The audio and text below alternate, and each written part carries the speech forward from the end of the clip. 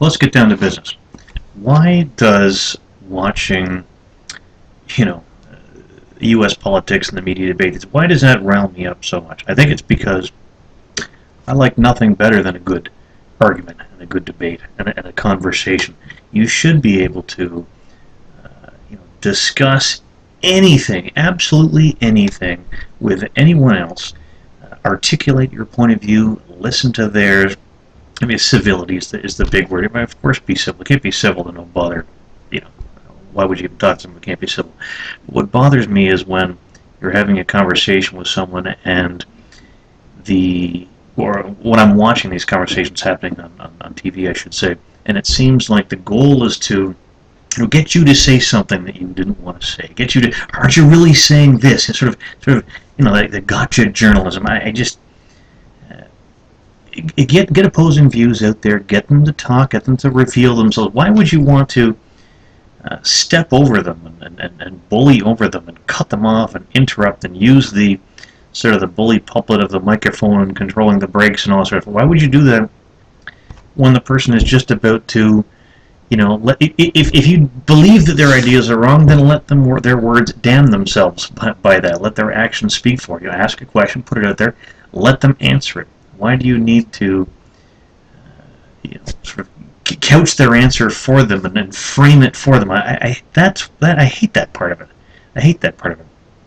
It's not all just we want to get as many questions into this 60 minutes. We want to just. It's not about that. It's about trying to steer the conversation the way you want it to go. Try and steer the way where you want their answers to go. I just hate that. You get just as many guests on these TV shows that come and do the same thing. But why does it rile me up? That's why it riles me up. A great debate is fantastic. I've always thought to myself, and I've always told my kids and my wife, I mean, if you truly understand something, and let me just slip this in the middle here, I don't think you need to be an expert in a topic to have an opinion on it. I see a lot of these people, well, this person has no business talking about that. I've got 3 degrees. I went to Harvard. I used to work for Tip O'Neill, whatever it is.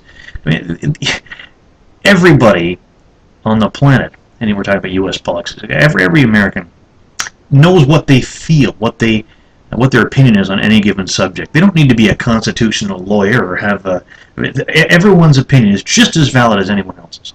Slip that in there.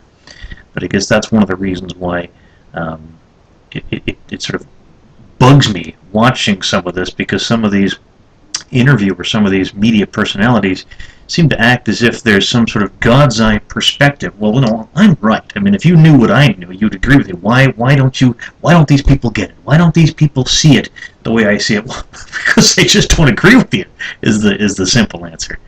So for God's sakes, when you have people on your programs, and this goes to everybody, for God's sakes, let them answer the question so we can get a real feel for what each of these people believes in, without you trying to steer the conversation the way you want it to end up and get them the way you're trying to get them. That's all.